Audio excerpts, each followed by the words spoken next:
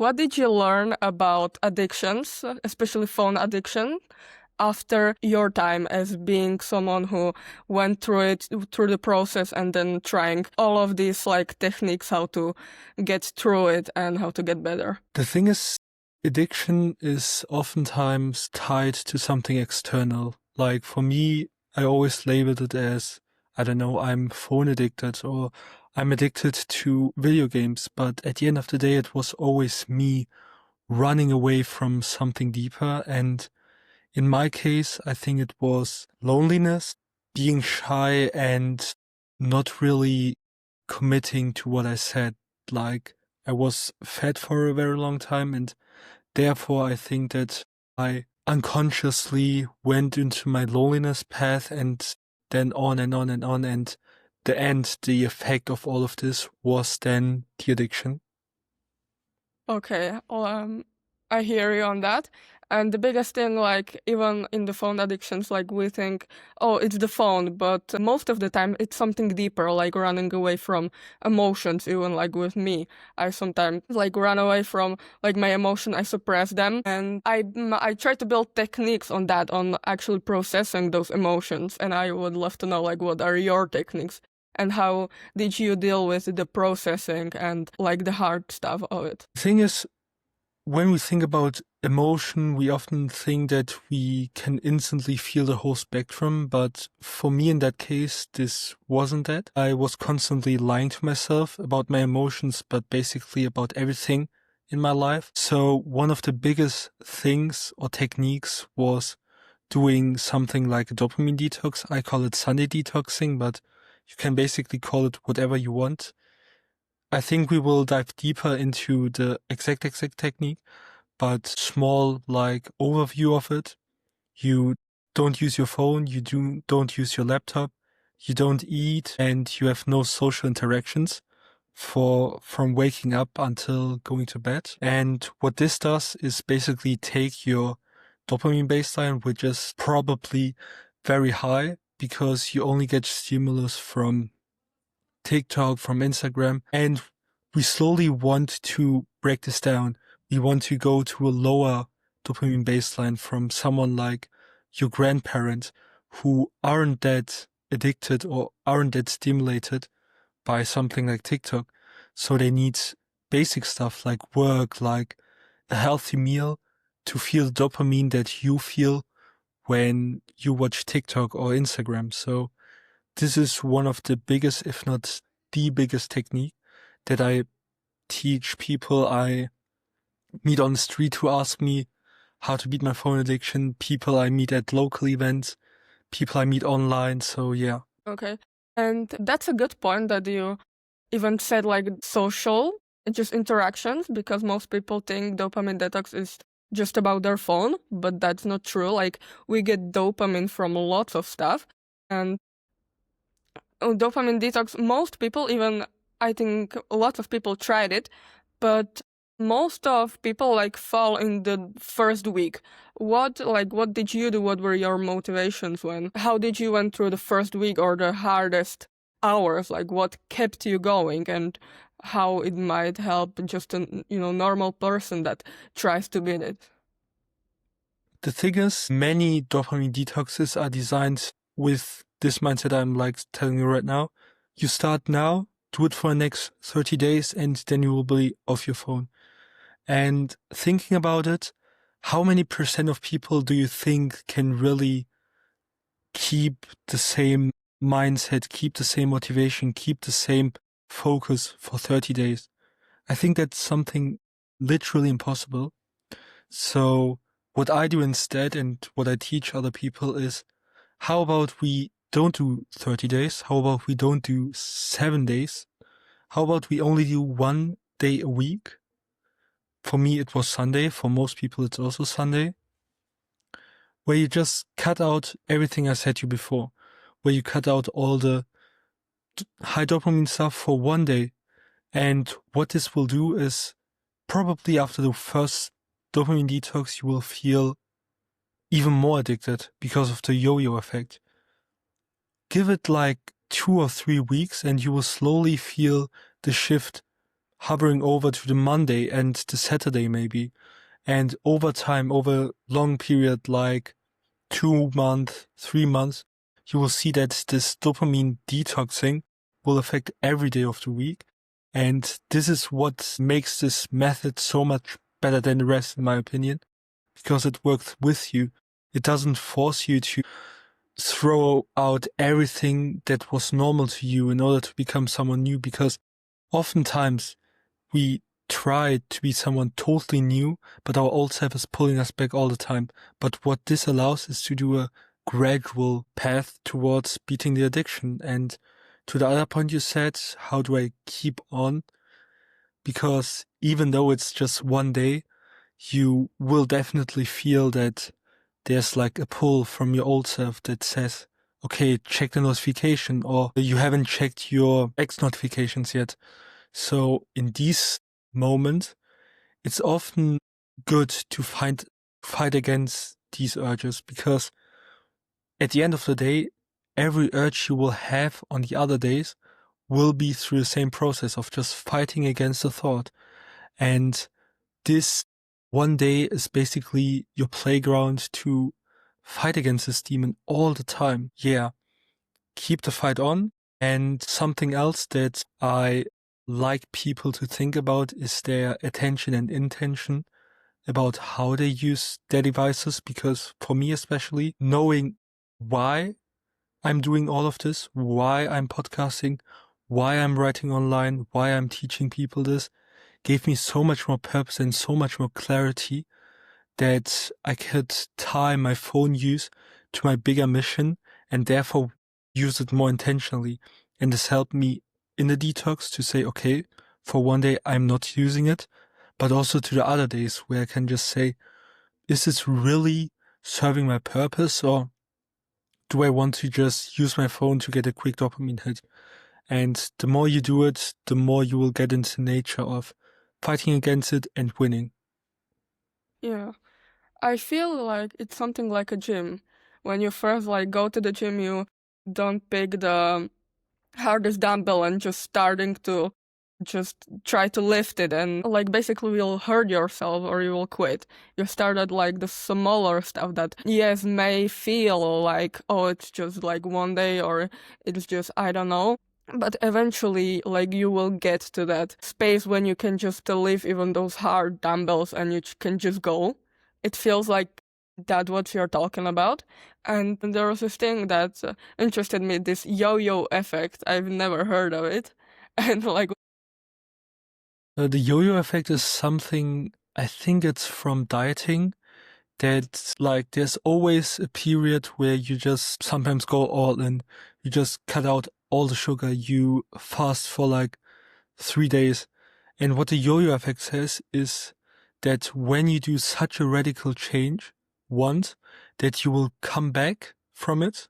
Like naturally, you want to go back to your default self. But once you like go up, the yo-yo effect says that you can even go further and have worse habits than before. yeah, interesting. Never heard of it. Great. I even feel like when I did my research, like I think there you have this offer called Focused Entrepreneur, and I think that's about it, about beating like your addictions, as we call it, and being more focused. Because I feel like you have a lot of passion about this topic, and you have like really just been through it. Because sometimes when I watch even some creators on the internet that are selling something, you can see that they don't have a much experience or they don't know much about this topic. But I like from what I'm like listening to right now and like just getting in, like I feel like you really have been through it, and that's really great. That I think most great businesses or great products start that like you have a story that you want to share. You solved a big problem, especially when there's all of us are, I think, almost addicted to our phones, at least to some extent. And it's really good to just even like gets through it, because like it's a process, and it's not just like one way thing. Like something like needs to change, and you don't need to change from just one day. It can be like a process, as everything is. So I think that's really interesting. And other thing that like really like interested me, like as you said, like being focused. I think you touched on the topic, like being the importance of your time and how you actually just use it and for what you use it. So how did your perspective about time changed when like you started like doing these dopamine detoxes and more stuff? You have to, like, for me, I once, or this was like very far back, I think I was like 15. Then I saw this one clip from, it was like an Instagram reel, where the guy said, okay, you have 3 parts in your day. 8 hours is sleep, the other 8 hours is work, and the other 8 hours should go towards your purpose. And this was like a reel I watched 5 years ago, but only recently I started thinking about it again. And what I noticed, and what I can basically see from my whole year as a process, is that I went from having this 8 hours of purpose time that should be towards my craft, that should be towards my art, that it all went to scrolling. It was in another person's life with their totally own story, and I was just like observing it. I was just a consumer.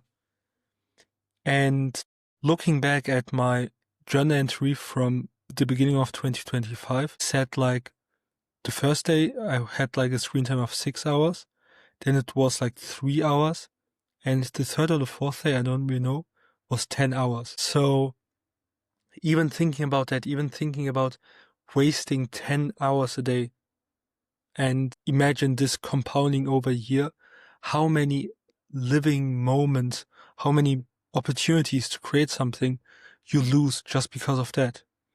And right now I'm at a phase where I try to expand my like thoughts on this topic, because at the beginning I was like there.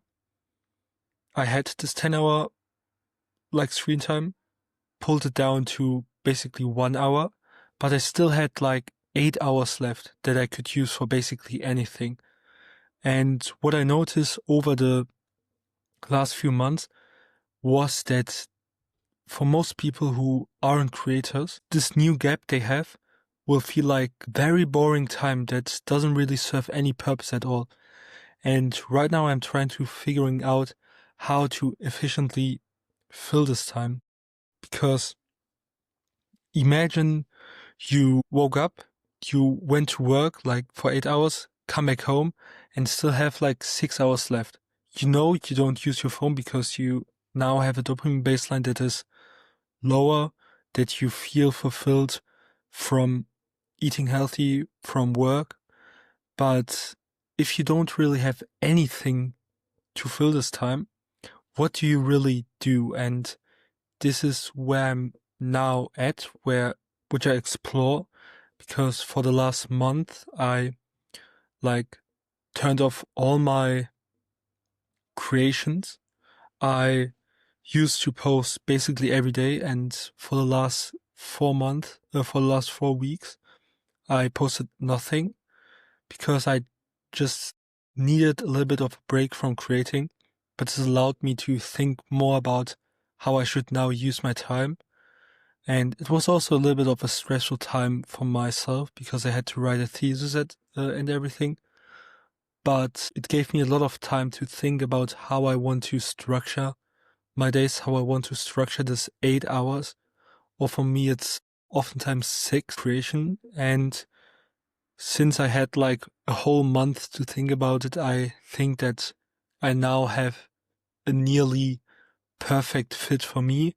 But now it's the time to try it out and to generalize it to wherever I want to publish it. But yeah. That's a really great point you had, and I've catch on like you wrote a thesis, and as we said in many podcasts, like you said, like about your university and stories from there and how you, and you seem like really passionate about it. So like, what do you study? I'm studying applied mathematics and computer science. It's a dual study, so you basically like have all your studies and at the same time you are working. And the working part I'm doing at a neuroscience institute, so I think you can see the connection to my creations here. But yeah, it's the study that is very time consuming, so beating my phone addiction was basically the only way I could stay sane and could create what I created here. But yeah, my study is going great. I wrote my first ever thesis, which is about imaging. To a very basic degree, it's looking at two images, and you basically have like 1,000, like let's put it here, of a brain, and they're all like cut in very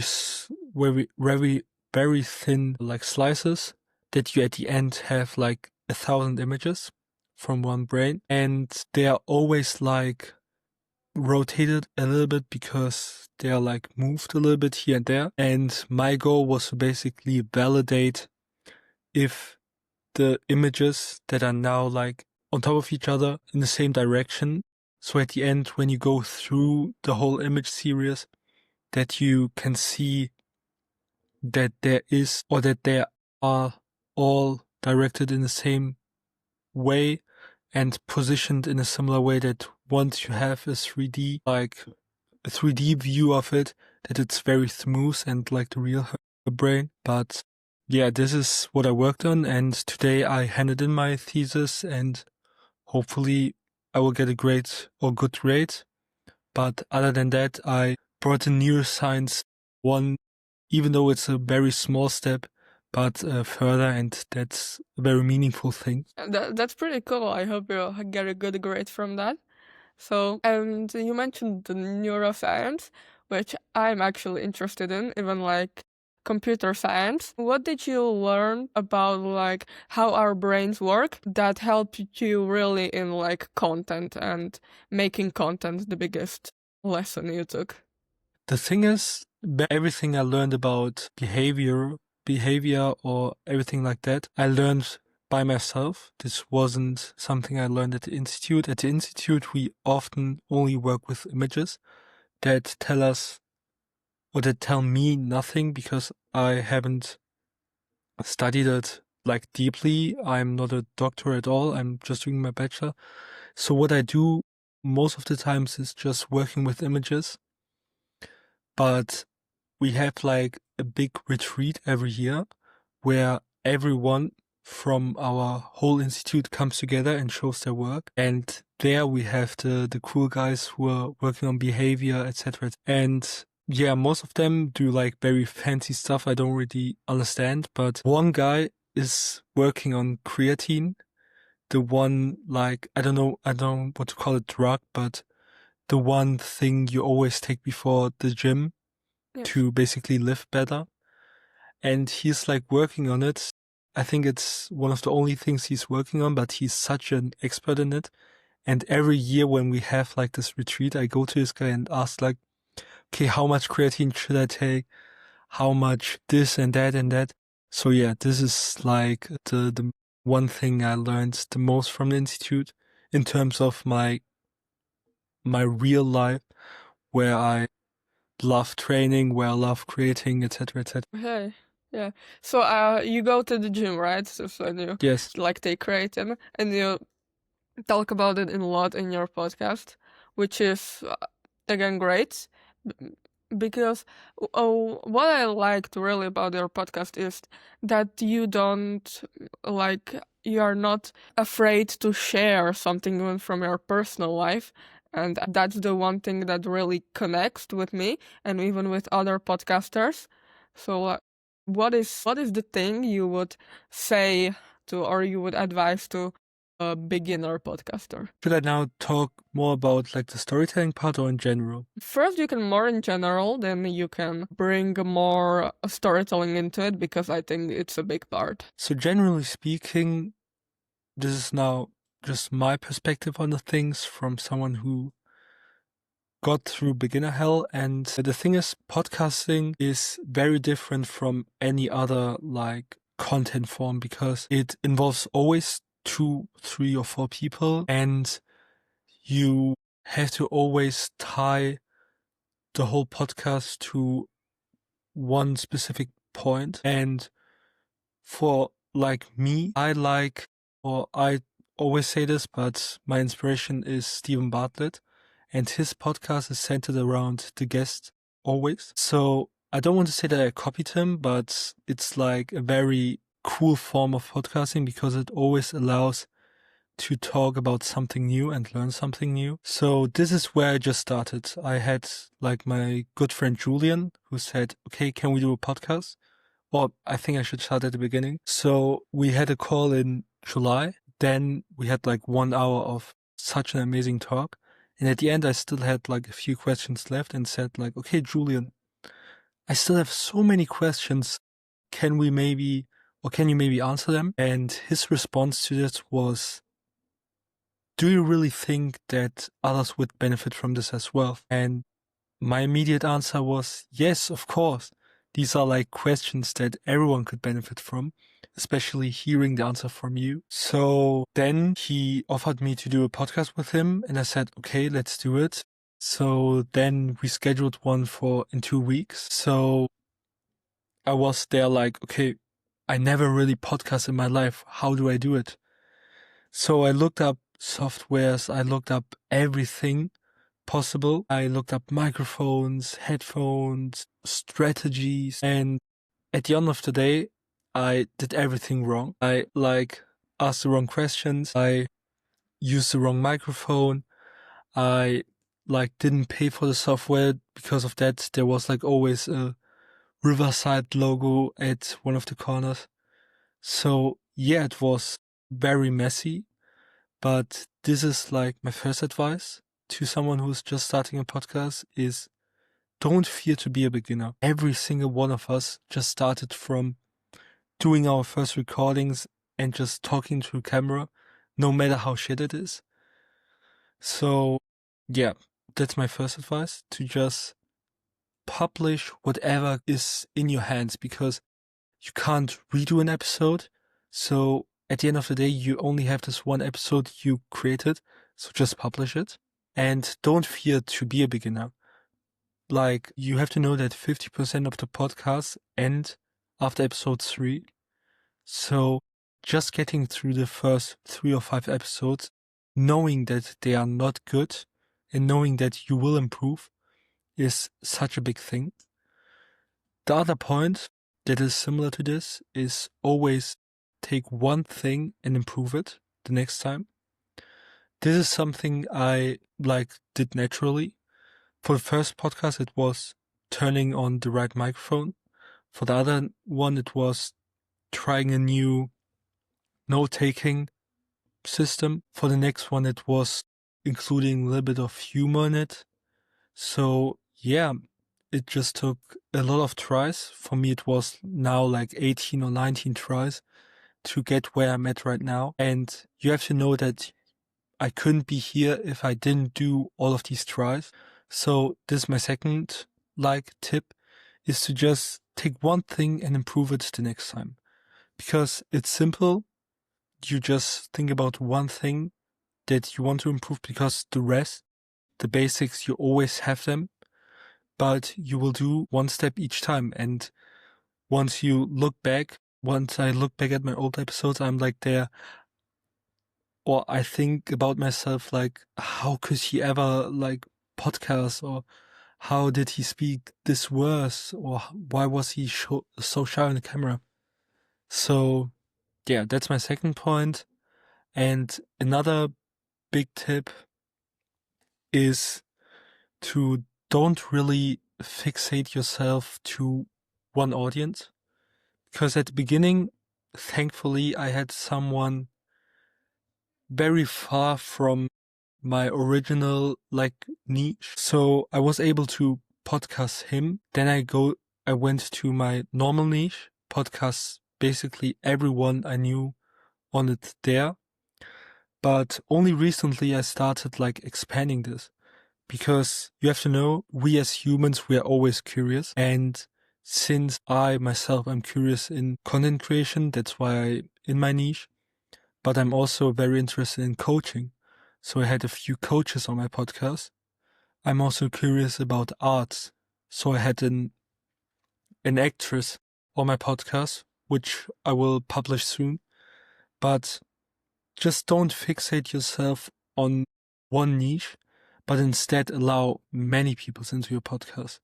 Because some of the craziest conversations I had and some of the biggest lessons I had in my podcasting time came from this conversations I had with very creative people, with people that I normally couldn't talk if I stuck in my niche. So yeah, that's my third advice, and I could probably go on and on and on, but I think that you have further questions. Yeah, there are a lot of points I could touch on, and with Stephen Bartlett, he's my big inspiration too, so I absolutely agree. Plus with Chris Williamson, those are the two guys that even got me into the podcasting. And one of the questions I'm most curious about is, what were the biggest lessons you learned on this podcast? When you were you ended the podcast and you were I'm changed. This changed me. The thing is, I always took one lesson from each podcast. This is also something. So one thing I improve and one thing I learn or apply to my life.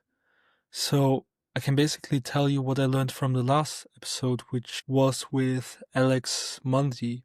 He was basically the Stephen Bartlett before Stephen Bartlett was a thing, which is really funny. He had the biggest podcast in the UK around creatives, around creators. So from him, I learned that we as human beings have two states, one default being and one created being. Our default being is something that just exists. So for me, it would probably be myself going to uni each day, going to work each day, who comes home, who maybe lifts weights 2 times a day and eats normal. This is my default being, and nothing would change in my life if I just stayed there. But then there's this created being who is the version of ourselves we want to become. So for me, it's the person who is independent from his work, who has an online business that provides for him, and who has a very aesthetic body, who runs a marathon. So this is my created being. And what he basically told me is that you can't be at your created being all the time, because this would take so much energy and so much effort that no one can really do this except the crazy people like Andrew Tate or Elon Musk. So this very crazy people. But we as, I don't want to call us normal human beings, but we as conscious beings who want to improve, always follow this trajectory of having a created being, pursuing it, but falling back to the default being, which is natural. We go out of energy, we go out of resources, so it's natural that we fall back to our default being. But what he says is that once we let these two dance, once we let ourselves to be our created being and let our default being follow it a little bit, we can gradually improve ourselves in both ways. So we have our created being, we have our default being, and once we let them two dance and once we switch through them long enough, we will increase both. So let's say in 6 months, when I am my created being, I can now say, okay, the new Abi should make $100,000 a month, who went to the high rocks and won it under a certain time, or who is independent in where he lives, and now he's living at an Italian beach. So yeah, these are things that like should care my future self. That's why I'm not thinking about it right now. That's why I'm just visualizing it from time to time. But for now, I always have like this created being that I can go to, that I can, once I put all my energy and all my resources in, that I can be that version of myself, or to at least be on the path of being this person, because now I can't run a marathon, but the second best thing I can do is training for it. So yeah, this is one of the biggest lessons that changed me ever since. Really interesting. I know this quote that goes like, a man has two lives. One that's living in like right now, and a second one like once he realizes that he has only one life. And it was like really similar because having this like default being and this created being, like I can maybe relate to that. Like we always have a standard we try to catch up on, but we like even fall short, even as you said, the yo-yo effect. But like it's important to like go for it again and again, and then like you improve constantly. I think there are like a lot of like similar ideas like this, but not structured this way. But cool idea, to be honest. And I think like in your podcast, like with Sean Canella, you mentioned that you became like once the podcast was going on, you became a much better like listener and communicator. And my question is like, what are the other ways you improved like your communication as with this podcast, other than listening? This is actually something I did a lot recently. So I recently became a volunteer and like a co-creator of the offline club in my city. And for those who don't know what the offline club is, it's basically you gathering around with people once a week. And what you do in this time is basically put away your phone and just be there in the present moment and do basically nothing digital and just talking to people. So yeah, that's something that improved my communication skills, but also my confidence, my being as a whole. Because what it allowed me was stepping out of my comfort zone. My comfort zone was always being on my phone on the bed or creating alone with my laptop. But what this allowed me is to step out of this default being and allow to experience new things, like talking to someone for 1 hour without thinking about anything else except what they are telling me, or just seeing people in real life that have fun talking to each other. That's something that seems so unrealistic in today's world, but there it's possible. Yeah, I think that it's like one of the biggest movements in the city right now. And what we will create in the next like year will be crazy. But yeah, that's something that improved my communication skills a lot. But in terms of podcasting, what helped me a lot was just reviewing my episodes, like going through the edit, looking at myself, what I did wrong, what I did right earlier. So yeah, these two things are what helped me a lot, but oftentimes it always comes down to being at the present moment, to removing all the distractions and allowing your full attention to be at the person in front of you. So yeah. Yeah, that's a really good point and like interesting, like the club in your city. I've never heard of it, but it seems like really cool and really helpful that people are trying to like connect again, because many podcasters, many people are talking about the loneliness crisis we have, which I think it's really real, and like communities like this and just creating this kind of environment is I think it's really helpful. And then you just like once you get aware of it, like you try to just delete it and it gets better every time. For example, like when I had a back in the days YouTube channel, it was I was too aware of myself that wasn't much good, but once like you get in the flow and even with conversations, even with calls, like once you just pay the full attention, your full attention like into the person and what they are talking, it can be really better. How do you think, like you said about the club, how do you think people could start like something similar, like with their friends or in their like community, or just like with even like people on the internet start like actually talking to them, not only just mm, just write those messages and other like things and just connect with other people more? I think online it's pretty, or it's as simple as asking the person to have an like, I don't know how to call it, connection call. I think that no one is really that grumpy to say, I don't want to call you, first give me the money. I hadn't had anyone like this ever. And everyone I asked to have like a connection call said, all right, let's do it. And even better, if you have a podcast, you can easily say, hey, hop on my podcast. And no one said no so far. So I think that you understand my point that having a podcast like this allows you to connect with people that you normally couldn't.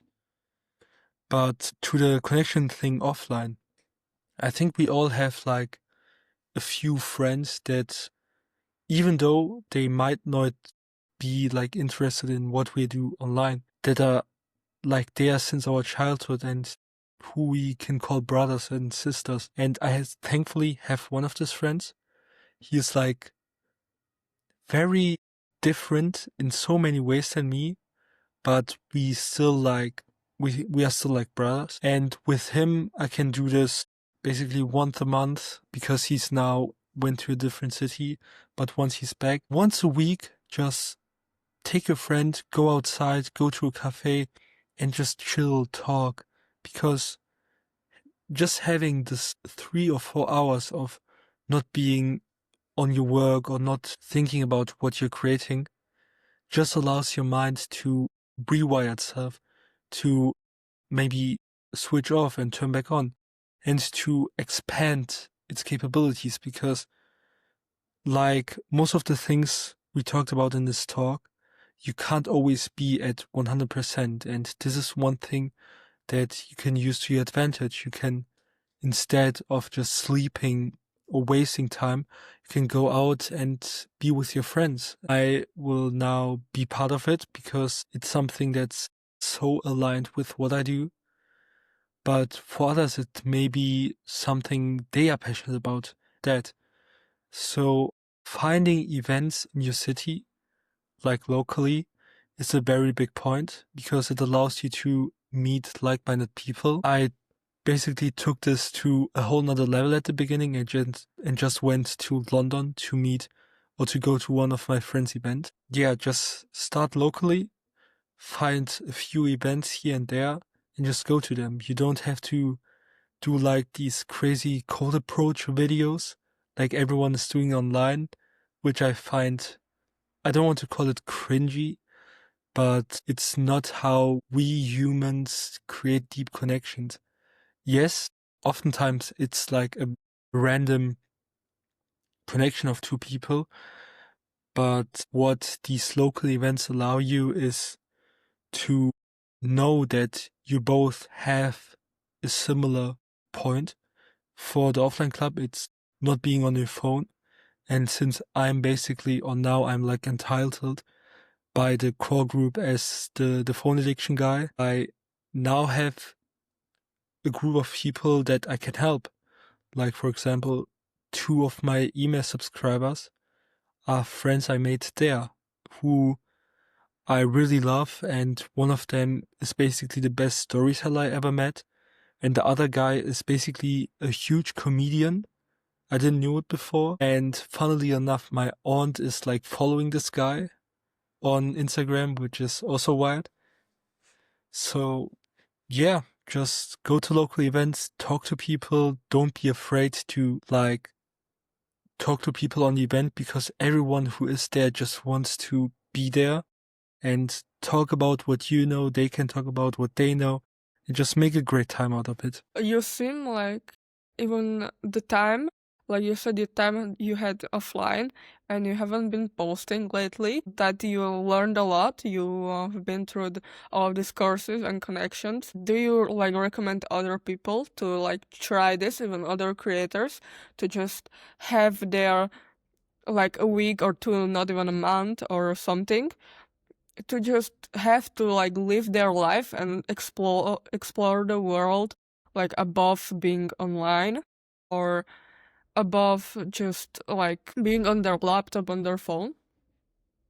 It's definitely something I would recommend, but depending on your stage of a creator. For me, it was just that I was totally drained. Because if you think about like social media, you have to know that those who are winning did a lot of volume at the beginning. They did like all the cold approach, all the cold DMs, cold calls. They engaged like 24/7 under people's comments. And I went through this phase a lot. I did it like from time to time, but like dipped down very quickly. So I did it for like a few days, but then stopped doing it for like 3 or 4 days. And then the next week started and I did it again. And I just wanted to break out of the cycle of like doing it for a certain period of time and then giving up. So I gave myself a whole month of just thinking about what I want to create. And what I came up was that I don't really want to be the person I'm presenting myself as right now.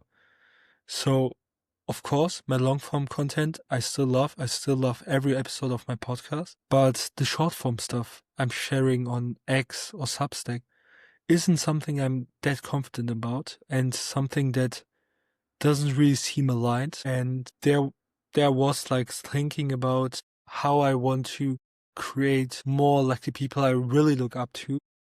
And I listened to a lot of music in this period. And even like in the last month, I bought 6 new CDs from artists I really like. And over time, I notice how creation is basically the combination of art and truth. That the thing you're creating is basically you packaging truth in your own form. So I listen to people like Kanye West, who is and will forever be one of the biggest inspirations I have.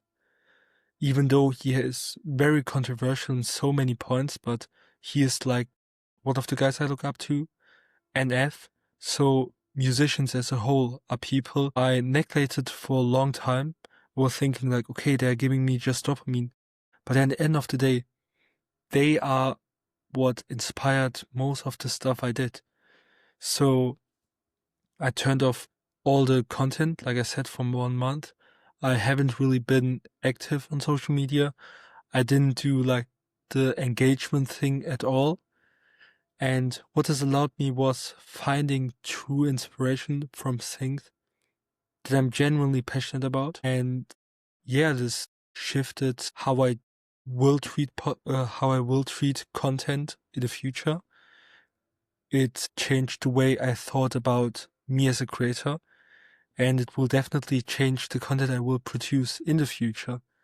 And what I wrote in this time is way more aligned with who I really am and who I want to become.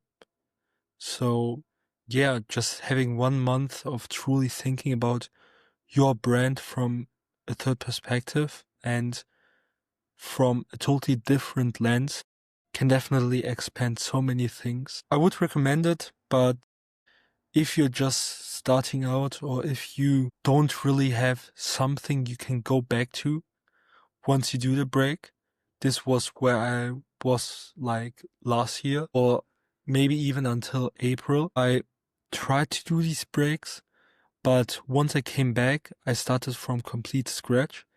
But now I know that I still have my podcast I still have like my core message of how to beat the phone addiction, how to get more focus. So yeah, doing a break once you have something or a foundation is definitely something I would recommend. It's very cool that you mentioned those artists like Kanye West, like it's controversial and stuff, but like we can take that he knows how to like make some good music and art. And even like I had those periods when I was thinking about how to manage the art side of content creation and like delivering your truth and like collaborating and giving packaging it in the best way, and the business side of all the things, coaching, trying to be this one person business or a micro business, and really like interested about like how do you want to get on like this journey, like managing those things. The thing is, the art part is more centered around the content. You can't just like, so there's like a certain point in like someone discovering your content that they will come across this business point where you have to create value in order for them to pay you. But everything else, from people who are watching your content, whose attention you try to grab, you want to do this in the most natural form possible, and art is one of the most natural forms. Like I said, it's the truth packaged in your own way. Yeah, managing the art part and the business part, it's just knowing what the art part is and what the business side is. And for me, it took a very long time to discover what really I should consider art and what I should consider like business. And for most people, especially on X, they think that even the creation part, even the content part should be business. But this is, in my opinion, total bullshit. You can't sell something by telling that you are selling something. That's not how real business works. Real business is always selling a transformation in some form or another, going from one point to another. And what you see from artists is they grab your current emotion and they just shift it in the way they are feeling right now. Like, for example, when you listen to an NF song, you maybe feel very hyped, but in the underlying tone, it's very melancholy, and you feel that this guy had a very impactful story, and you keep listening to him because it does something in you, and these are the emotions that you want to sell at the end. Like, there could be someone like NF who's selling bad emotions. I still love this guy, but this is the way his music is. Or you can take the complete opposite part, Kanye West, who's just giving you so much motivation and so much truth and so much life energy that you just can't stop listening to him. So what this content part of it is basically you want to create art that transfers some sort of emotion that takes the reader from the current emotional state and put them to your emotional state. But yeah, once you go further, you have something like, so these are just short form content or like middle long content that are fully focused on art. Then you have the more formal stuff, which I would say is your newsletter. There you go deeper into whatever you try to say. In art, it's very abstract. You work with a lot of visuals. There you really want to go into the meat. You want to really define what you're saying, go to the root of it, start at the origin, tell a story, etc., etc. But these are the things where the reader goes from, okay, they're feeling the emotion, to now understanding it. So they start to understand how you think, what you're thinking about, how this applies to their life. And at the end, like, this would be what you're selling at the end. For me right now, it's coaching people on their phone addiction. Yes, I'm basically giving away all the information for free. So the focus entrepreneur thing you mentioned earlier, it's just a warp to where people can come together, share their wins and failures, and just have a community around them of people who genuinely want to beat their phone addiction. and the information in there, all the courses that will come out in the future, they will all be free. Because what I learned from Alex Hormozy is you should always give away the information for free, but sell the application. And coaching and even consulting is at the end the application part of all of this. And this is where I will charge money at the end. This is where the business things will turn into money. But you need all of these things before that in order for people to come and pay you to get the value they really want. And especially as someone who has solved such a big problem, I think that every problem in the world has an audience. But for me at the beginning, it was very hard because I had such a broad topic and such a broad audience I was talking to that I couldn't really talk to a certain person. But once I started to create more in alignment with myself, I pulled the right people into my content, into what these people are seeing, even to a point where now someone I met offline at the offline club was really interested in my work and is now working with me. So yeah, these are the three things or the three steps of how I see art and business work together. Well, interesting, and like I think it's like a really good way how to, like, even like at least interesting way how to package it, because yes, there is a clear distinction between like the creator way and the business, and I think there may like should be like some line that there is, because I think creating something can be a lot different when you're in the business stuff, and especially like, well, like when you're like trying to give something, as you said, like with Alex Hormozy, and like to get like the last bit on the content creation stuff and like the art form. How do you, when for example, even I read something or other people, like I think may feel the same way, is like when you create something and you just like write it, you're proud of it, but it doesn't feel yours. In the sense, like everything, of course, is created out of something, like a real originality. Like it's just a mash of things that are in your head. But how do you like go to the way like making it yours and like being the your truth that you package, and being like not just someone else's art that you, for example, listen to or you consume. The thing is, you can never really copy as long as you don't press Ctrl C, Ctrl V. Because once I listen to an artist, I'm just thinking about what he said, and I'm not instantly writing while I'm listening to the music. I'm probably listening to the music early on, and then think about the verses, think about the melody, and then start writing.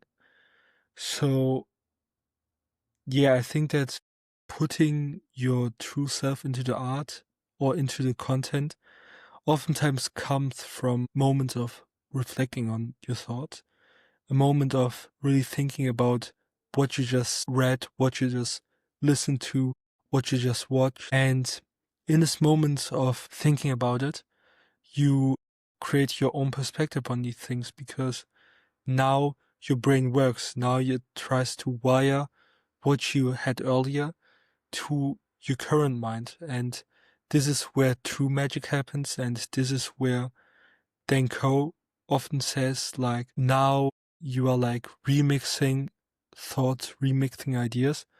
And this is basically life as a whole. Life as a whole is you see something, you have your current self, and it's always like once this thing is influencing you, you raise yourself to be more like this. And yeah, over time, it shifts in a certain direction. And we don't really know where this will end, but we know that whatever we consume will come out in some form or another. So yeah, I think that this answers your question, I hope. A lot has changed, like you said.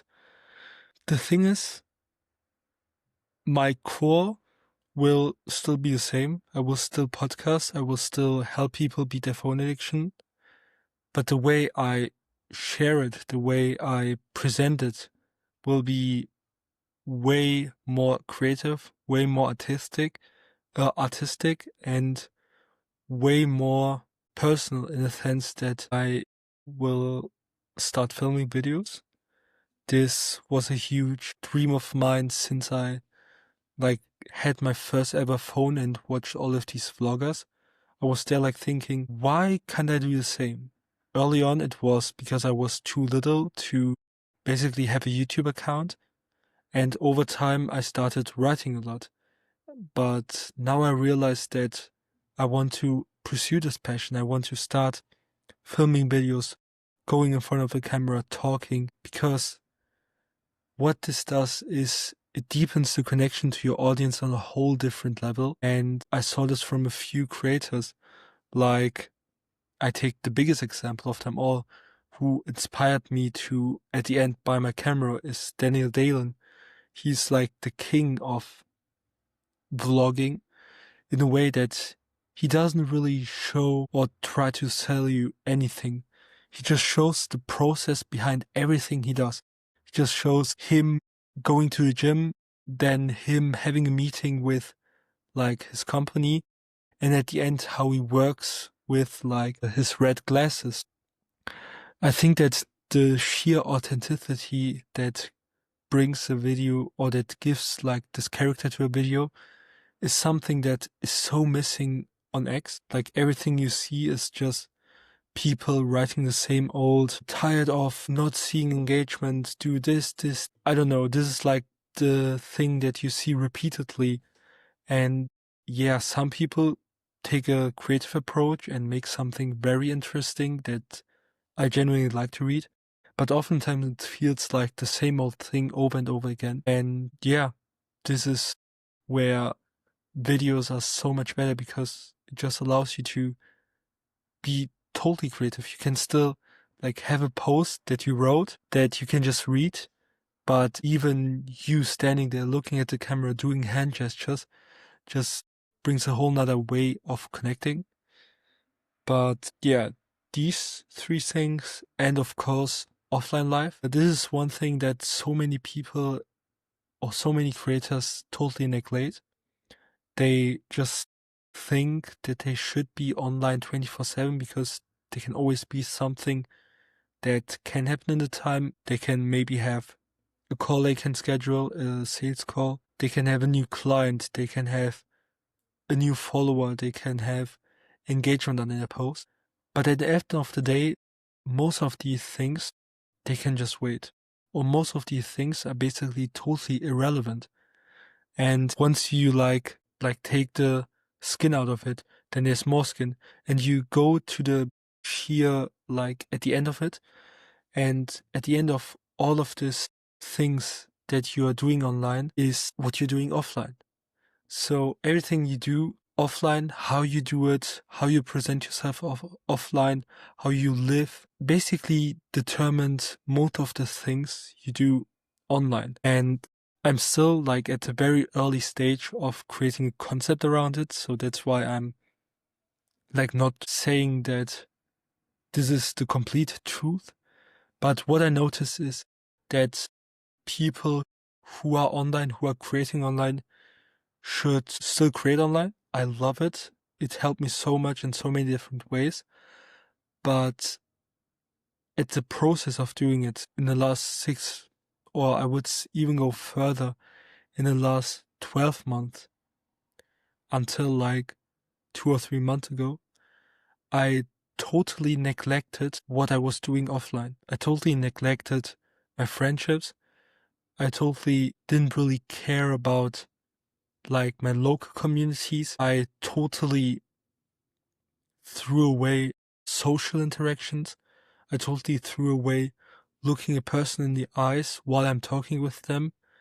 And all of these things are basic human habits, basic human behavior. that kind of felt like I was falling short, that I was behind in many different ways. Yeah, offline will be a huge topic going further.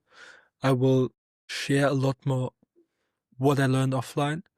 I will connect the people I meet online with my I meet offline with stuff, but I will bring the offline people to my offline life as well. And this is where like all the videos come in place. I will start making more videos in my city. I will start vlogging. I will start sharing more about what or who the offline Abi is and how this offline version of myself is like reflecting on my online self. So yeah, definitely a lot coming, and I'm really excited that I even have an opportunity like this to have a brand on the back pocket, because every event in the offline club I attended, I basically went there with something meaningful in my back pocket.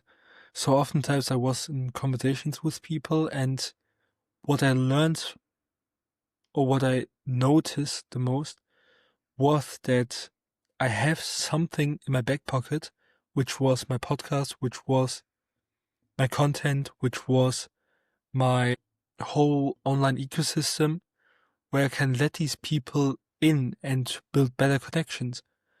And just having like this exchange of both worlds is something I'm currently exploring. I explored it a lot in the last few months, but seeing how this will evolve like next year, I can't imagine how much cool stuff will happen, especially me at the offline club and me sharing what I learned there online will be, you have never seen anything like this before, but yeah. That's so cool, actually. Yeah, I'm so excited, like, to even see you on this journey of like doing vlogs. And like probably we all know Daniel Dallon, that he has like really cool vlogs, and it's like called a POV guy because he always like doing something. And I think it's really interesting format because like vlogs were kinda forgotten on YouTube, but like at the end of the day, even like Casey Neistat, like, were doing those vlogs, and so many people connected with him because it's just like documenting your raw just day in your life, and it can really like connect with people because most of like the creations online are kind of like generic and not really personal. And I think that's a great way. And I'm so like happy for you. And I see you're excited about this topic, like your offline club and doing more things that are authentic to you. I think we can say that. And yes, I think that's all for this podcast. We are already on like 1 hour and 12 minutes. So I think that's a great way to cut it here. Yes, definitely. Thanks you for podcasting me. I was never like in this situation I'm at right now of just getting all of these questions and trying to package my knowledge. But yeah, it was very cool to be like on the other side. And also huge props to how your questions were, or every question you had was very personal and like came from you watching my stuff and researching, which is of course always such a big point. So yeah, thank you for this amazing episode, and yeah.